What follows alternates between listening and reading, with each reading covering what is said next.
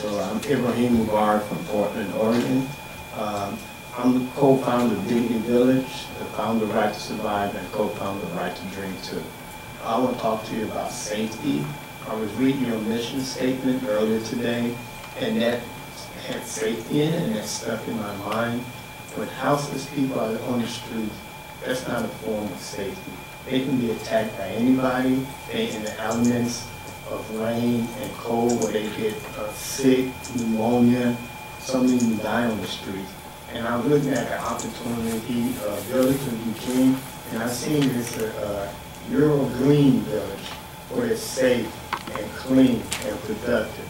I've seen many people in my 13 years of advocating for houseless people, how they walk around sleep deprived, looking like zombies, acting like zombies, but when they got rest and fed, they were able to be more productive. They were able to do for themselves without the help and financial backing of the government. Right to Dream Too had been existing for 14 months as we speak right now, and in that 14-month time, we served over 10,000 people, and out of those 10,000 people that we let sleep in our rest area, 25 found housing and 24 found work, and we have 3 right now on the waiting list to get housed, and about 4 waiting to find work. And this is because they have proper, nice, safe, undisturbed place to rest. And if you don't pass this and let this happen, you're not living up to your mission statement, because you have responsibility for the public. The public voted you in, putting you up in office, saying that you are going to protect them and say, howbeit, it's not your fault that people live on the streets. It's not your fault that we have this economic crunch. It's not your fault that people are losing their house to foreclosure, or people not getting a proper education, or families being separated, people starving, or people not getting the proper Medicare. That's not your fault. But you can put a dent in that by doing something, by allowing people to take care of themselves, to do for themselves, and to live the way they know how to become productive. That's all I have to say. Thank you. Lisa Fay is next. Yeah, I would just take note of the fact that it seems like the microphone we're using isn't flexible enough to get up close enough to people of different heights, and I don't know, I mean, I'm not asking you to do something about it. I'm just saying, I've noticed that that's an issue for you to be aware of. Need something that can go up and down. And actually, sorry, taking up a little time here, but actually the lighting here is really difficult for people who might be watching this too, in terms it's very dark on people who are up at the podium. Just want to take note of that. So can't see them very well at all. Yeah. Okay, thank you, Lisa, for being patient, letting me say that. Go ahead, please. Well, first, I want to thank you for allowing me to come address you tonight, and for the mayor and others who I've sat down and spoke with over the last 2 days. I am a board member of Right to Dream Too. I'm president of Right to Survive, and I also formed a houseless encampment called Phoenix Rising in 2010. I was looking at this pamphlet that you guys put out, and 2 things really struck me on the human rights and services section.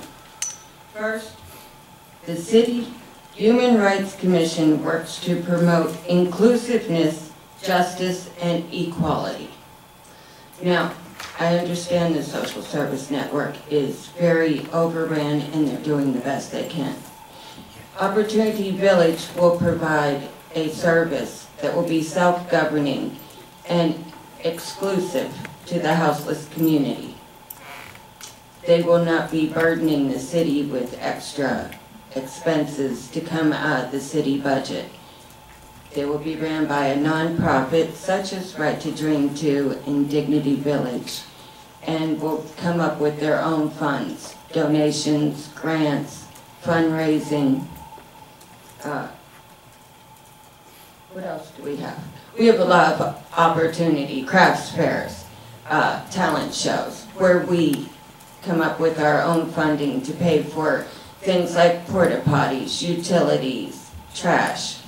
And we also need to tell everybody that we are, as an exclusive neighborhood, we police our neighborhood, the surrounding neighborhood, the entire community, we get involved in to make sure that everybody feels safe and comfortable. We dispel the myth of houselessness and let people they're welcome in to join us, take a tour, learn about us. And we want to reiterate how many people whose lives have had a good, safe night's rest. Over 10,000. 10,000 that after the shelters were full had nowhere to go. I also want to comment here, the second point you have, the Human Rights Project is exploring ways the city can implement international human rights standards within the community. Well, for right now, you may not have the time. Winter is upon us. The cold weather is here. If you have to set up Opportunity Village with tents, get started with tents. At least people can tarp them over. They will be out of the rain. I'm sorry, I have so much more to say. Next up is Sue Sierra Lupe. Good evening, Mayor and City Council. My name is Patrick Jones. I'm from Portland, Oregon. I'd like to address you tonight on a couple of things.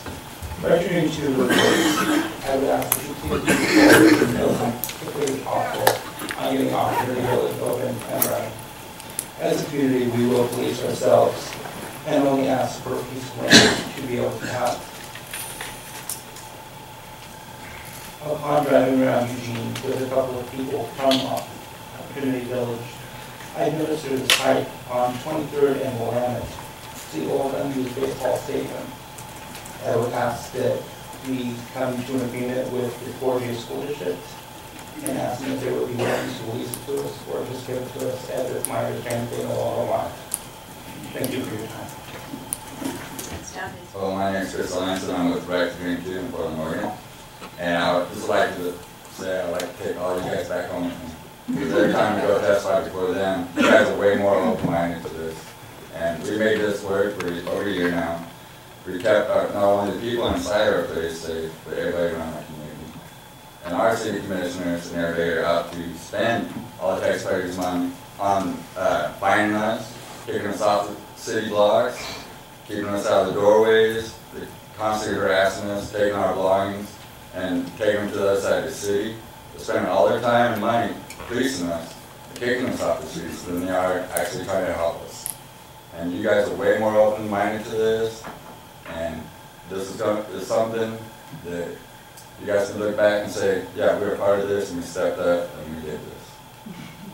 Thank you for your time. Hi, I'm from Portland. My name is Brad Gibson. I'm Vice Chair of Community Village and also on the board of R2D2, member of R2S.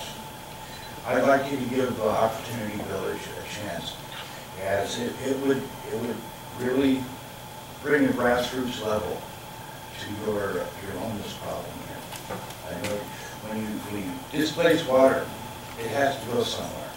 When you put a fist down on them, they have to go somewhere. So if you put a fist here, they have to go here. So if you put a fist here, it has to go somewhere else.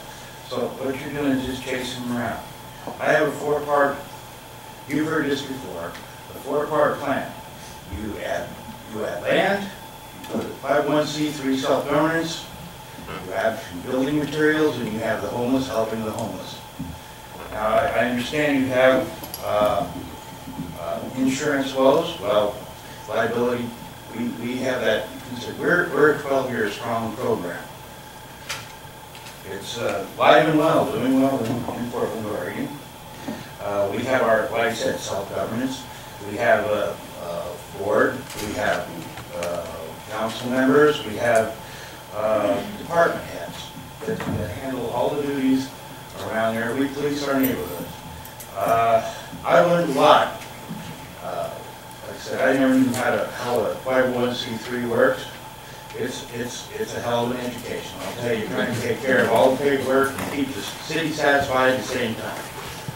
But you have a strong group here that will mentor it all the way through.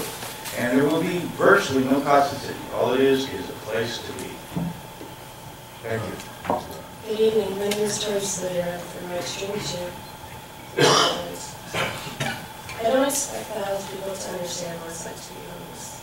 And trust me, when I lost my Speak beach, up a little bit, Tori. when I lost my beachfront apartment and ended up sleeping on the beach, I didn't understand what world I was in. And after having homeless people that I never met before saving me from being raped and having my head bashed into a brick wall because somebody wanted my backpack that bad, I learned what kind of world I lived in. But I saw a sob story. It was a success story because at Red Stream 2, I don't have those fears anymore. I'm safe. I live with people that I respect and trust. We all take care of each other and we protect the other homeless people in the area, in the community.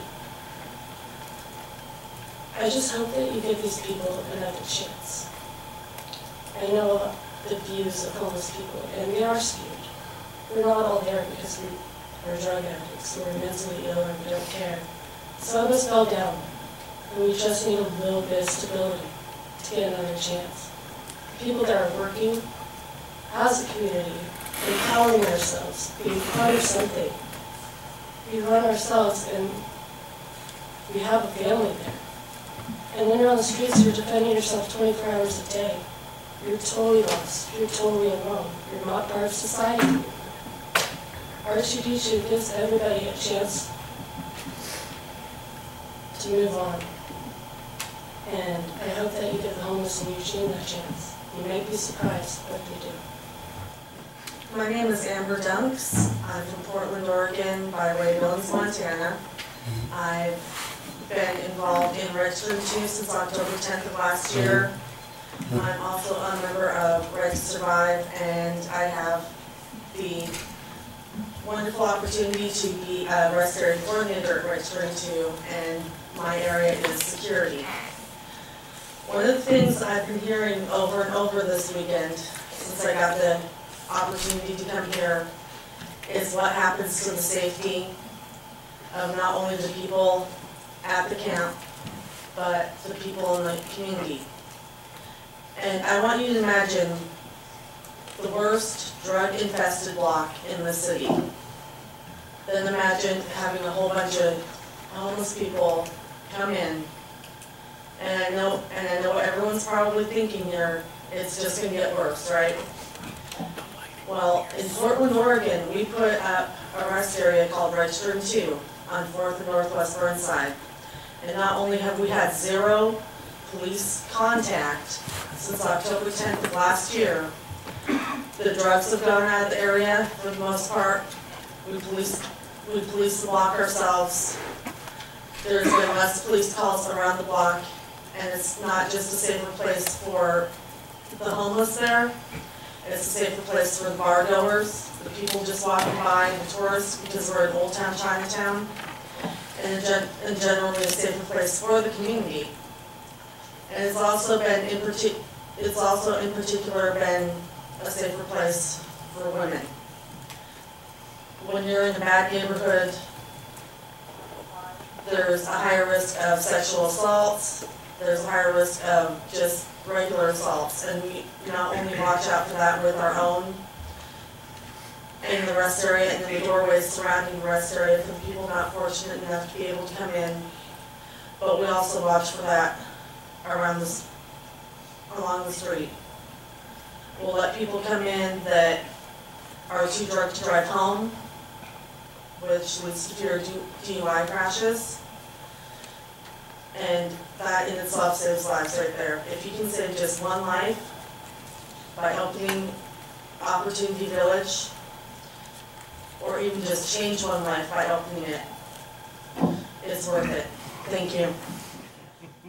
Hello, I'd like to say something in behalf of houseless people that need a place to stay. Anyway, Organized Love is coming together, and these people here are really willing to work together to make things happen. And it's sweeping the world and the nation, and you can see it happening all over the world now. And we're ready to come together and put things together and try to help one another as to love thy neighbor. And love is not a crime. And we should actually get this done as quick as possible because people are hurting. I know what it's like to be homeless. I've suffered many years, and I would like this issue to be brought to a point where things can be done for one another. Thank you. Hello, City Council. I just want to say Terry, like that's how you say it. Oh, it's P. Terry. Terry, Yeah, Terry. Silent P. Great. Thank you all. It was really wonderful to hear all of you guys having the discussion. I've been doing homeless organizers since 2007. I came down from Tent City 4. I was part of Nicholsville and part of Tent City 4. And I've also been somebody who's thought about sustainability, and I see this as a really strong place here talking about sustainability. And I bring up what I've carried with me, this idea of sustainability with the natural step. 3 of those legs in the natural step talk about the earth. But the most important one that I feel gets neglected in an environmental world is meeting human needs. If human needs are not met, people will act unsustainably. And I'll ask all the people who are housed what needs they are not being met, because as the United States, we are behaving unsustainably. And I find a great deal of hope where people are gathering together to take care of each other, using recycled materials, using communication and creating communities and communicating about hard subjects, about class difference, about suffering, about things that we have a difficult time talking about. Like what she was talking about rape. Can we talk about rape every day? Can we talk about why we're going to war? Why are we going to war? What is our conflicts about? Can we actually talk about our conflicts without beating up on each other or power struggles? And our economic system, as you know, it doesn't really tell the whole story about reality.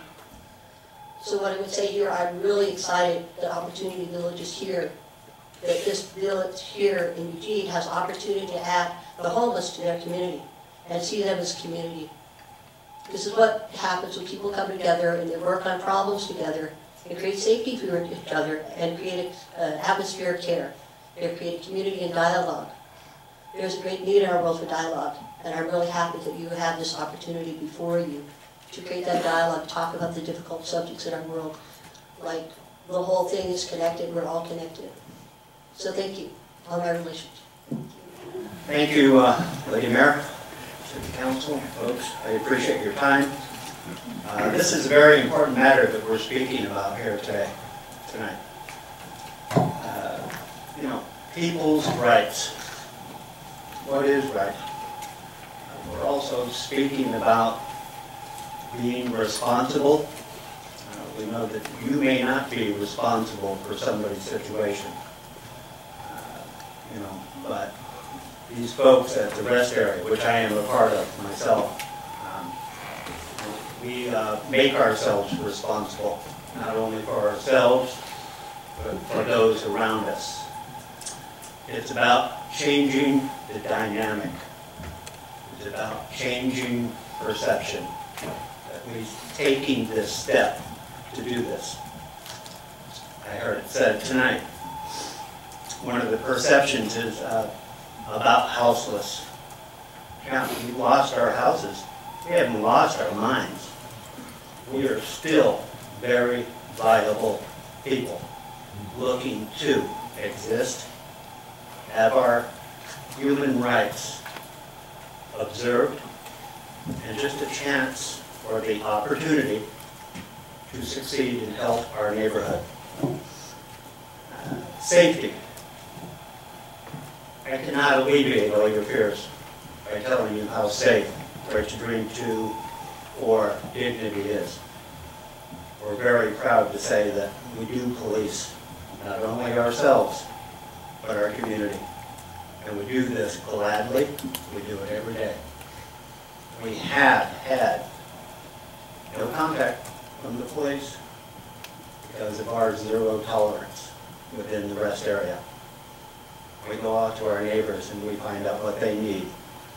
And through that, we are sort of a social service in ourselves. In that, we save the city money by providing shelter for those that do need it, so that the city doesn't have to take that bill, or at least that time, until intakes, or our overnighters, as we call them, find shelter themselves. We have a very good success rate as far as that's concerned. I just want to ask you to take into consideration what you have before you. This is an opportunity not only for us, for the houseless, but for Eugene. They have a very good model coming up they would like to present to you. Good evening, the Mayor and City Council. My name is Claudia Long, aka Mama Chewy. I am a Right to Two dreamer. I reside at 4th and Burnside by the Chinese Gate. We've been there for 14 months. I've been there since October 10, 2011, and we've succeeded. We do have responsibilities, you know, to take care of our own people. We have people we call overnighters. They come in, they check in at 8 o'clock. They come and sleep. We feed them. We give them resources. We also, you know, teach them human rights. Everybody has the right to survive. Everybody has the right to dream. Everybody has the right to eat. We are all equal. We want to belong. We want to exist.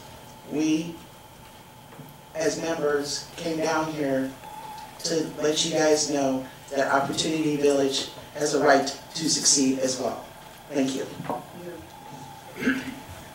Thank you, Mayor and City Council.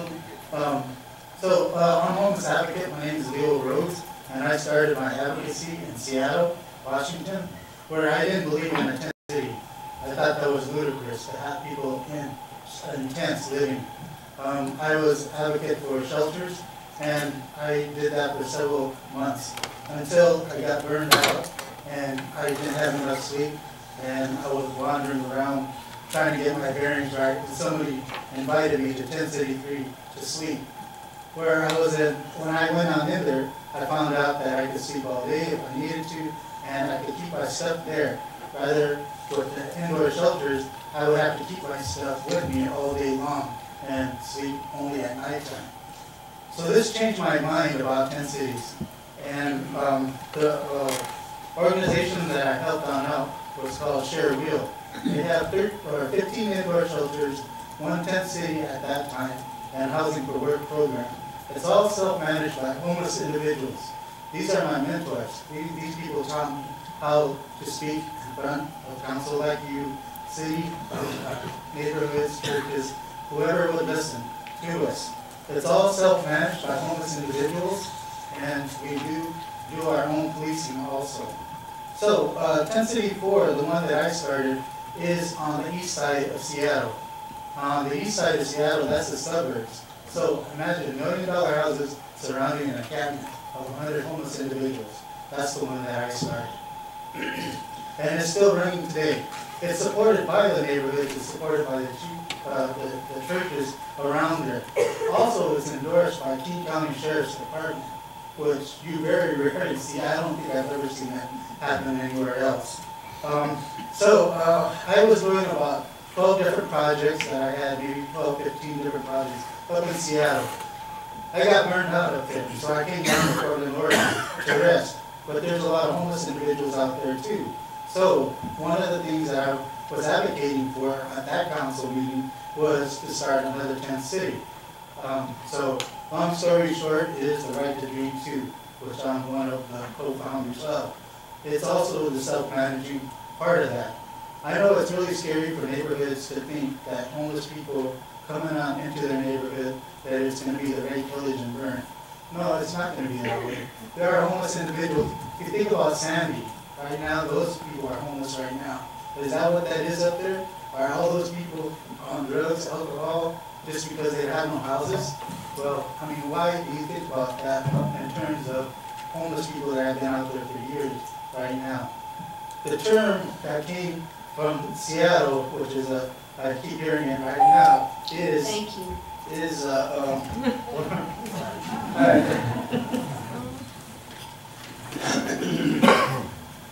I'm Jerry Smith, a retired social worker on Saxon Way in Eugene. I volunteer at First Christian Church and meet hundreds of poor and homeless citizens every week. I have a big ask of our wonderful mayor and our great city council. Please take away some of the stresses of our homeless citizens. Stresses of disturbed sleep, being alone with no one to turn to, of getting soaked by rain, of getting chilled by wind, of being afraid, even of our own police and city personnel.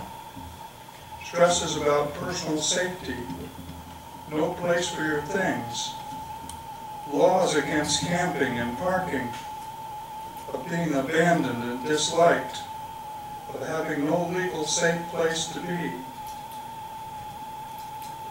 of another day with no job and too little or no income.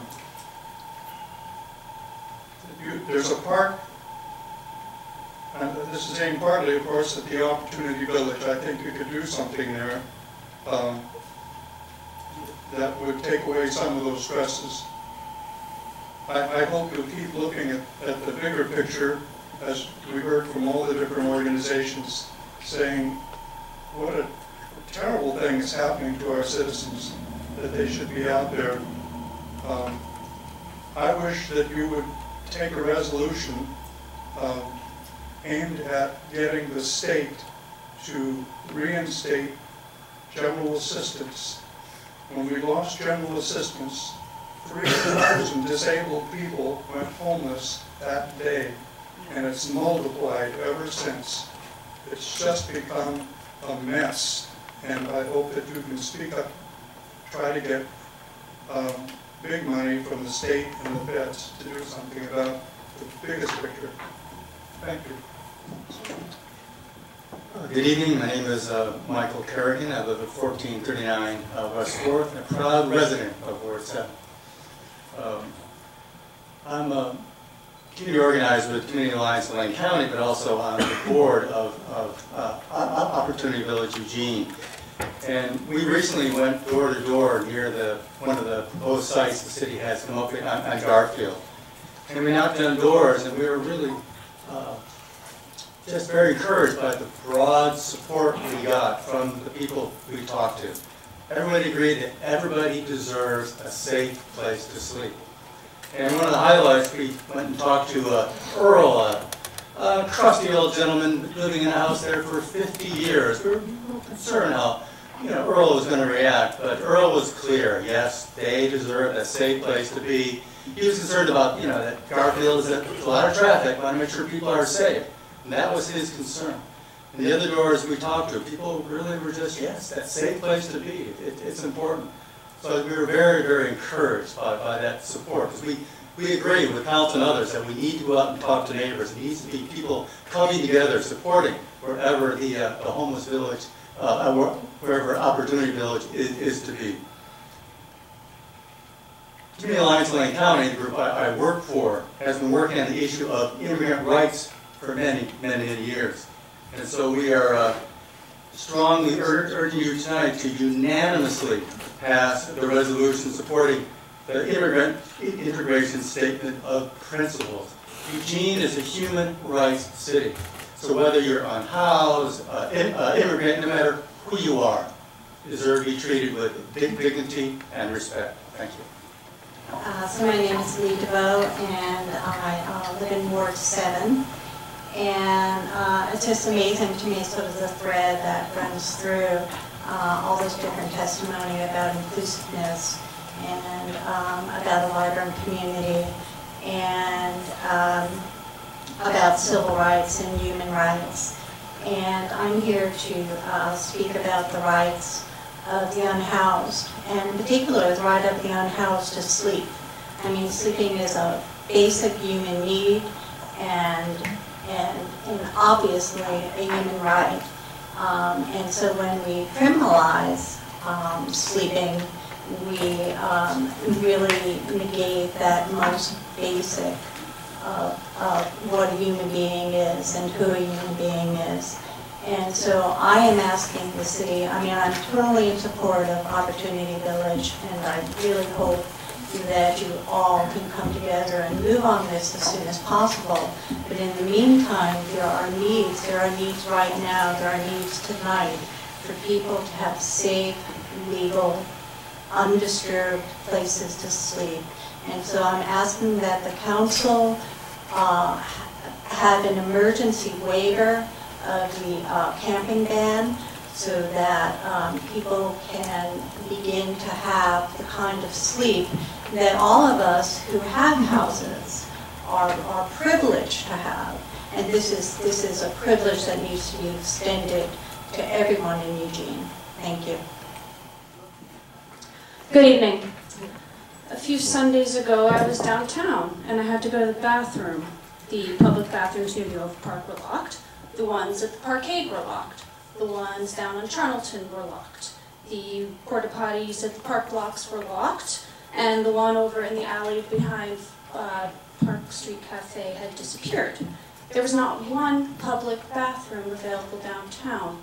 Now, personally, I'm privileged enough to have a home with a flushing toilet, but I also know what it's like to not have that privilege.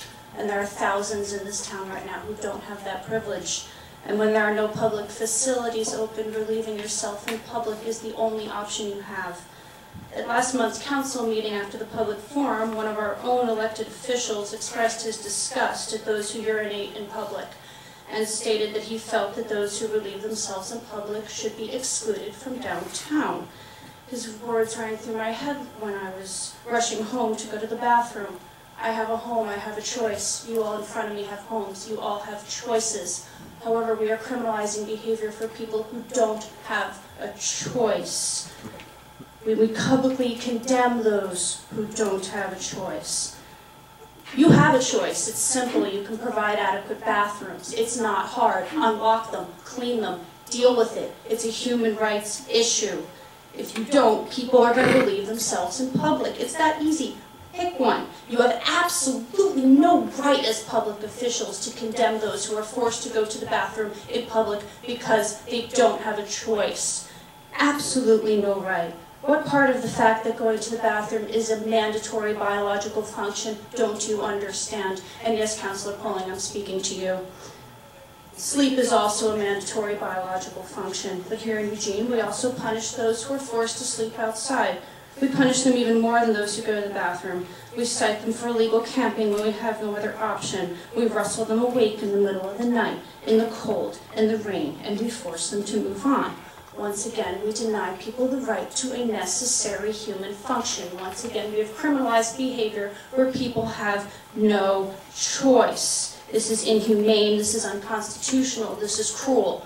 This is also obvious. And the fact that I'm standing up here even saying this is just a tragic comedy in itself.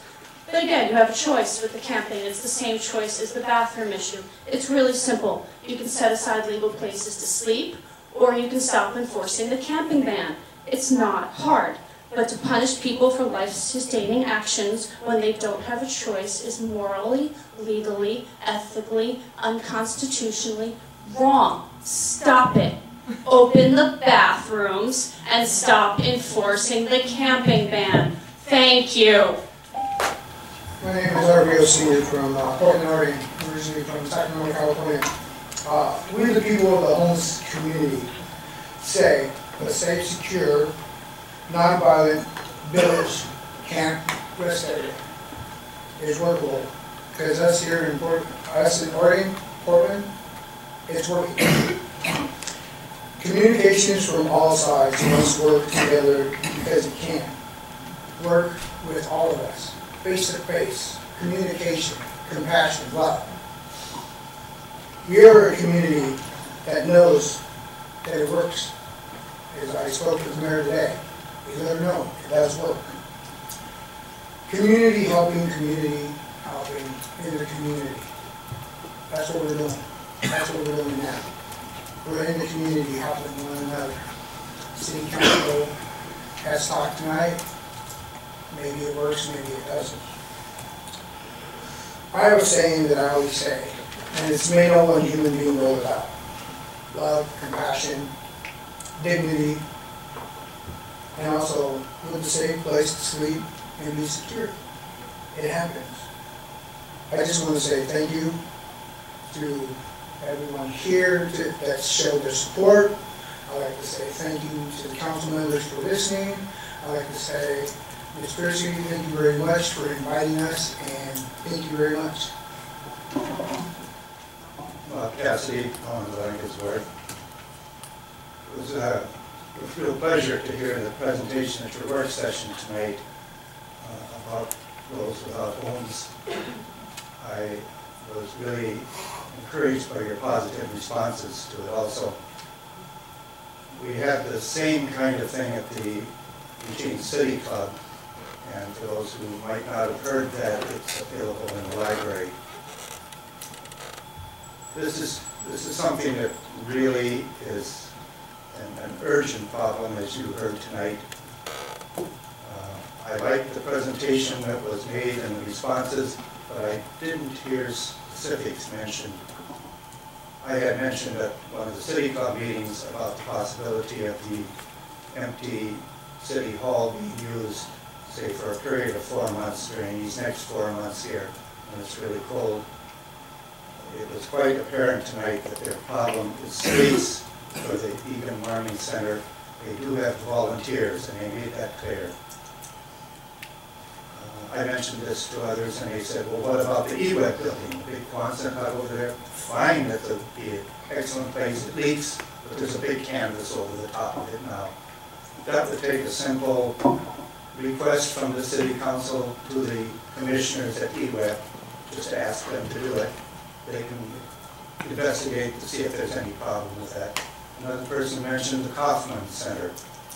Taking specifics like this and mentioning them, then someone starts analyzing whether they're good or bad, and we can get on with the show of putting people up to the next 4 months. Thank you. Hi, I'm Aaron Davis, 34. I graduated from Sheldon High School. I've been homeless chronically since 15. There is a definite problem going on right now. It is a safety issue, it is a human rights issue, and our friends from Portland and up north have shown us that it can be done, and that why are we waiting is really the question. And there are people here in town that are capable, willing, and able to get this started as quickly as possible. This is an emergency. Thank you.